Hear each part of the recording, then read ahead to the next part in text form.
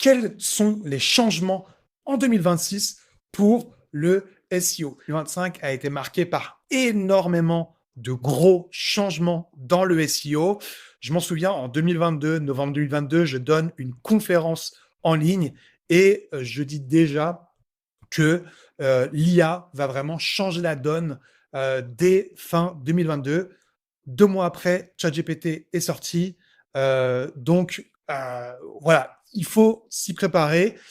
Je suis dans le SEO depuis 2016 et j'ai vu beaucoup de choses changer. Des fois, il y a des années où ça change pas beaucoup, d'autres années où ça change vraiment beaucoup. Et là, je peux vous dire que pour 2026, c'est juste la transition vers 2026 qui sera vraiment quelque chose d'encore plus différent. Donc, voici mes 4 prédictions pour le SEO en 2026. La première prédiction, c'est la montée en puissance de l'IA et la recherche générative. Il y a plein de termes pour ça. Il y en a qui vont appeler ça le Ask Engine Optimization, le Generating Engine Optimization. Donc, tout ce qui est autour de la génération de contenu par IA. L'objectif ici, c'est d'être visible non pas seulement sur Google, mais également dans les réponses IA et les AI Overviews. À l'heure actuelle, ne sont pas encore arrivés en France, mais ne vont pas tarder à arriver. C'est déjà le cas, par exemple, chez les Canadiens. Au Canada, c'est déjà, par exemple, le cas. AI Overviews est déjà lancé, ainsi que plein d'autres pays comme les États-Unis, etc. Donc, il faut s'y préparer sur la montée en puissance de l'IA. De plus en plus de contenus seront générés par les IA. Et donc là, en fait, j'ai mis quelques actions que vous pouvez mettre en place dès maintenant pour faire face à cette montée en puissance de l'IA. La première action, c'est de créer des contenus structurés en questions-réponses concises. Des articles que vous allez faire ou des pages qui vont en fait concentrer un maximum de questions. Alors, c'était déjà le cas, on disait qu'il fallait mettre dans les sous-titres des questions en H2, en H3, etc., des questions que l'on pouvait trouver sur Google, des questions que notre audience se pose, des questions sur les douleurs de nos lecteurs. Mais là, ça va devenir encore plus important de faire. Donc, des questions hyper précises avec des réponses hyper concises, hyper courtes, mais impactantes. Voilà. Pas besoin de rédiger, on va dire, des milliers de mots comme c'était le cas il y a 5-10 ans où on disait, ouais, il faut rédiger des très, très, très longs guides pour répondre à une requête. Maintenant, c'est plus vraiment le cas. Ce qui va vraiment compter, c'est de répondre à l'intention de recherche. Donc, n'hésitez pas à faire des contenus, même s'ils sont très courts, ils répondent à une question bien précise pour ressortir dans les IA comme ChatGPT, Perplexity, etc. Ce qui fonctionne vraiment bien, et on le voit de plus en plus sur les articles de blog générés par des outils IA, on voit de plus en plus de tableaux à l'intérieur des contenus. Et ça, c'est hyper, hyper, hyper puissant. Le contenu hors texte, donc les vidéos, les tableaux, les infographies, etc., ça va compter de plus en plus dans la qualité et l'originalité de vos contenus. Donc, n'hésitez pas à en ajouter. Les listes à plus. Quand vous faites une demande à ChatGPT, par exemple, quand vous l'utilisez vous-même, vous demandez très souvent « liste-moi », vous demandez très souvent des plans d'action, vous demandez très souvent des tableaux. En fait, vous devez vous mettre à la place du producteur pour le consommateur. Vous devez créer des formats, ce qu'on appelle snackable, des formats très courts, mais très digestes, très, on va dire, très consommable le lecteur. Donc des listes à puces, des tableaux, des infographies, mettez des vidéos également. Tout ça va vous permettre de ressortir beaucoup plus facilement dans les moteurs IA comme ChatGPT. Mettez en place un suivi régulier pour vérifier si vos pages elles apparaissent dans les AI Overviews. Donc là, bientôt, ce sera le cas. Mettez en place des suivis et ajustez les formats. Faites des tests. Voyez si votre contenu y ressort plus. ChatGPT, ajoutez par exemple un tableau. Voyez quelques semaines après comment ça réagit. Ensuite, optimisez par exemple votre introduction, voyez comment ça réagit, etc., etc. Mais mettez en place un suivi, commencez à suivre vos contenus IA. Voilà, ça c'était ma première prédiction.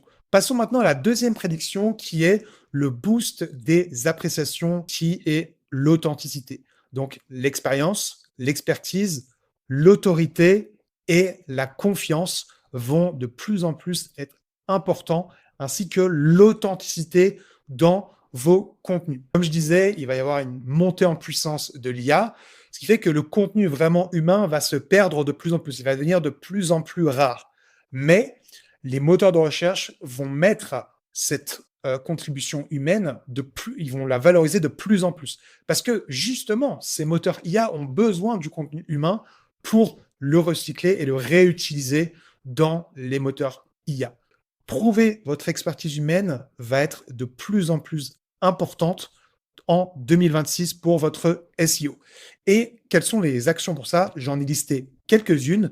La première, c'est de publier des études de cas, des témoignages et des avis clients sur votre site. Si vous en avez, très bien, mais faites-en encore plus, des études de cas, des avis clients encore plus actualisés. C'est hyper important pour prouver vraiment votre légitimité et faire en sorte que les IA et Google vous fassent de plus en plus confiance. Également, n'hésitez pas à ajouter encore plus de détails sur l'auteur du site, les qualifications, l'expérience sur le site internet.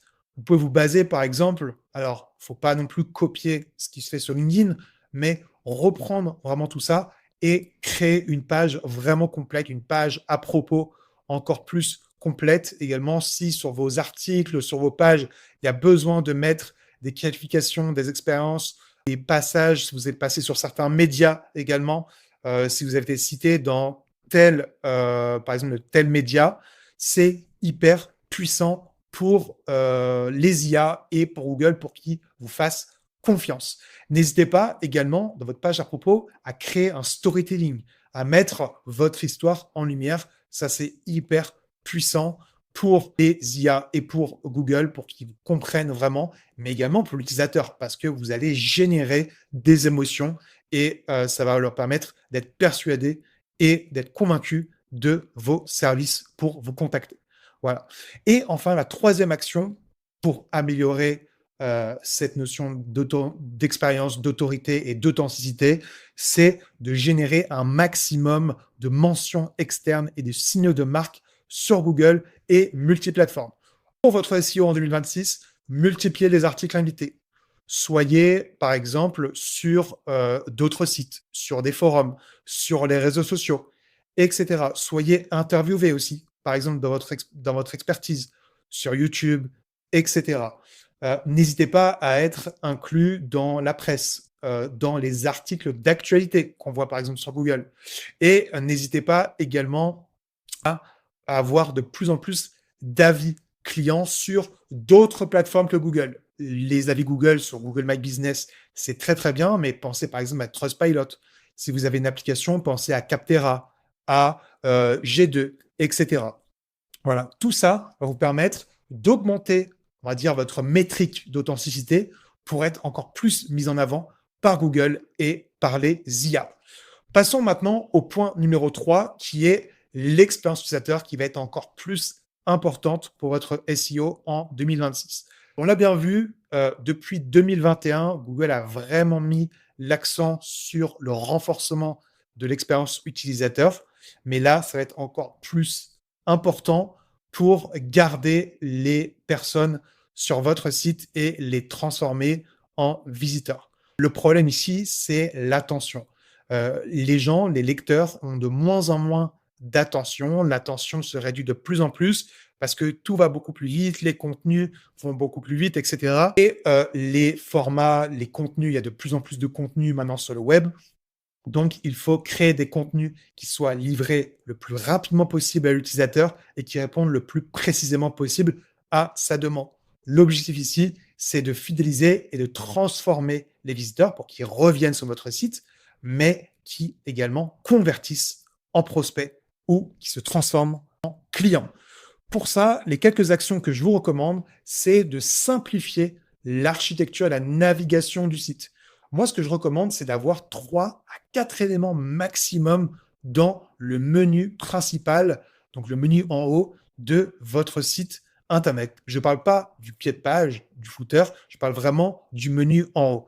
L'idée ici, c'est vraiment de simplifier la navigation pour l'utilisateur et donc, en fait, qu'il n'ait pas en fait un choix énorme. C'est comme si vous allez dans un restaurant et la carte, vous voyez qu'il y a euh, plus de 100 plats disponibles. Et dans un restaurant, c'est comme ça. En fait, là, vous allez vraiment définir 3 à 4 liens maximum dans le menu qui vont guider vers la conversion sur votre site internet et qui va, du coup, va créer plus de pages lues pour votre lecteur et non pas qu'ils viennent juste sur la page, ils ne savent plus quoi choisir, ils partent. Voilà. Et donc, on augmente le taux de rebond. Ce qui n'est pas l'objectif ici. La deuxième action, c'est de créer des contenus engageants et interactifs. Comme je disais, ajouter des infographies, ajouter également des quiz et également des outils. Avec l'IA maintenant, c'est très facile, c'est à la portée de quasiment tout le monde qui s'intéresse au web, au digital. C'est beaucoup plus simple maintenant de créer des outils en IA avec ChatGPT par exemple ou avec Claude qui est très très bon pour coder. Vous pouvez inclure par exemple des calculateurs, vous pouvez inclure des simulateurs, etc., etc. Et ça, vous pouvez les inclure directement dans vos contenus. Et ça va avoir une énorme plus-value par rapport à la concurrence. Si vous voyez que sur une requête hyper concurrentielle, il y a une demande, par exemple, pour un outil, mais que vous voyez que vos concurrents dans le top 10 sur Google, par exemple, ils ne proposent pas un outil, en fait, vous allez le proposer directement dans le contenu. En fait, vous allez proposer dans la version gratuite de votre site, sur les contenus, ce que vos concurrents proposeraient en payant. Et ça, vous le mettez directement sur vos contenus pour créer des contenus engageants et interactifs. Et enfin, la troisième action, c'est de répondre à l'intention de recherche le plus tôt possible. Plus vous allez concentrer votre intention de recherche en une seule phrase et plus vous allez mettre en haut de votre contenu, plus elle va ressortir dans les IA et également en position 0 sur Google et elle va être plus prise en compte par les moteurs de recherche. Une question très simple que vous pouvez vous poser, c'est si je réduis mon article ou ma page, l'information principale de mon article ou de ma page en une seule phrase, quelle serait cette réponse? Et vous la formulez sous une phrase très simple, vous mettez le plus haut possible dans votre contenu. Un exemple tout concret, si vous avez un site, par exemple, dans le Make Money, et que vous faites une série d'articles sur des personnalités, je prends par exemple Jordan Belfort, si vous voulez, par exemple, créer un article sur Jordan Belfort fortune, en fait, l'intention de recherche, c'est quoi ici? C'est on veut un chiffre, on veut savoir un chiffre. Donc, il n'y a pas besoin de faire 1000, 2000 mots sur un contenu juste pour avoir un chiffre. Donc, donnez ce chiffre-là, par exemple, le plus tôt possible dans le contenu, juste après l'introduction, en gras, et vous allez voir que vous allez en fait avoir de meilleurs résultats en SEO. Après, libre à vous de mettre des boutons, des appels à l'action sur votre site pour également convertir ces personnes-là. L'idée, c'est pas que les personnes elles arrivent, elles repartent juste avec l'information. Après, il y a un travail de conversion et de transformation sur le site Internet. Mais voilà, ce sont quelques actions qui vont permettre d'améliorer l'expérience utilisateur et qui vont améliorer le SEO pour 2026. La quatrième action, la quatrième prédiction pour moi, selon moi, c'est l'omniprésence et le maillage multiplateforme. L'objectif ici, c'est de ne pas dépendre uniquement de Google. Google, il représente plus de 90 à 95 pour des recherches dans le monde actuellement, mais on verra de plus en plus de plateformes IA, ChatGPT, etc., un départ de recherche. Et donc, c'est important de ne pas dépendre uniquement de Google, mais d'être omniprésent. On en parlait tout à l'heure, d'être présent sur YouTube, d'être présent sur LinkedIn, Instagram, etc. D'ailleurs, j'ai mis quelques actions pour ça. Déjà, la première, c'est d'optimiser pour la recherche vocale et les IA. Comme je vous ai dit, les réponses courtes et précises valent beaucoup, beaucoup, beaucoup mieux que des longs paragraphes où l'information est diluée dans, une masse d'informations. Voilà. Faites des réponses courtes et précises et vous verrez que vous ressortirez beaucoup plus dans les IA, beaucoup plus dans les positions zéro sur Google, beaucoup plus et beaucoup mieux prises en compte par Google. Voilà. C'est de publier du contenu natif sur d'autres plateformes et les lier entre elles. J'en parlais tout à l'heure. TikTok, LinkedIn, Reddit, Instagram, newsletter, etc. Tout dépend de où est votre audience. Posez-vous la question, où est mon audience? Par exemple, si votre audience ne se trouve absolument pas sur Instagram ou sur TikTok, n'allez pas sur ces plateformes. Ne faites pas de contenu sur ces plateformes. C'est mon conseil. Choisissez 2, 3 plateformes. Par exemple, si vous êtes dans le B2B, vous pouvez par exemple trouver des clients sur LinkedIn, vous pouvez trouver des clients sur YouTube, vous pouvez trouver des clients sur Instagram. Focalisez-vous sur ces plateformes. Et donc ça, c'est pour aller chercher de nouvelles plateformes, de nouvelles audiences et ces contenus entre eux. Par exemple, sur LinkedIn, vous pouvez partager vos vidéos YouTube. Sur YouTube, vous pouvez dire suivez-moi sur LinkedIn, etc., etc. Et puis, vous avez le trafic acquis qui est votre base email. Donc là, vous allez envoyer, par exemple, votre newsletter. Et donc, dans la newsletter, vous pouvez envoyer des liens vers vos contenus, Instagram, LinkedIn, etc. L'idée, c'est de vraiment faire un maillage, une toile d'araignée entre toutes vos plateformes. Avant, on faisait un maillage interne au sein de notre site, qui était le centre de l'écosystème, mais maintenant, il faut faire un maillage multiplateforme entre toutes vos plateformes où vous êtes visible. Et là, enfin, la troisième action pour cette quatrième prédiction, c'est d'être présent en vidéo sur du format long et court. Le format vidéo s'impose, il s'impose de plus en plus depuis ces dernières années et il va s'imposer de plus en plus, même si on voit des vidéos IA émerger actuellement. Ça va être hyper important que vous soyez également visible en vidéo pour créer de la confiance chez vos lecteurs. Maintenant, tout le monde peut rédiger avec les IA. Tout le monde peut faire du copywriting, tout le monde peut faire de la rédaction publicitaire, tout le monde peut faire des pages, tout le monde peut faire des posts avec l'IA, mais très peu maîtrisent la vidéo créée par IA, tout du moins. Donc, vraiment, c'est un format en 2026 qui va continuer de se renforcer. Et ce que je vous conseille, c'est d'être présent sur du format long et également du format court. Du format long où vous allez créer des vidéos de plusieurs minutes, de plusieurs dizaines de minutes, de plusieurs heures, par exemple, si vous faites des lives. Et en fait, l'idée après, c'est de couper ces longs formats en vidéos courtes et impactantes que vous allez partager, par exemple, sur Instagram en Reels, également sur TikTok, voilà, ou également sur YouTube Short. Voilà. L'idée, c'est d'être présent sur du court pour vraiment créer de la notoriété, créer vraiment du branding, vraiment de la visibilité et du format long pour vraiment créer de la confiance et de l'engagement chez vos lecteurs. Voilà. Voilà mes 4 prédictions que vous avez du coup lues dans cette vidéo pour votre SEO en 2026. Préparez-vous maintenant, il n'est pas trop tard, donc c'est hyper important. J'espère vous avoir apporté de la valeur. N'hésitez pas à me suivre sur LinkedIn également. N'hésitez pas à cliquer sur le lien juste en dessous de cette vidéo si vous voulez réserver un audit SEO avec moi ou également si vous souhaitez vous former en SEO également. Voilà, je vous dis à la prochaine dans une autre vidéo. Merci et n'oubliez pas également de vous abonner et de liker cette vidéo si ça vous a apporté de la valeur. Et moi, je vous dis à la prochaine.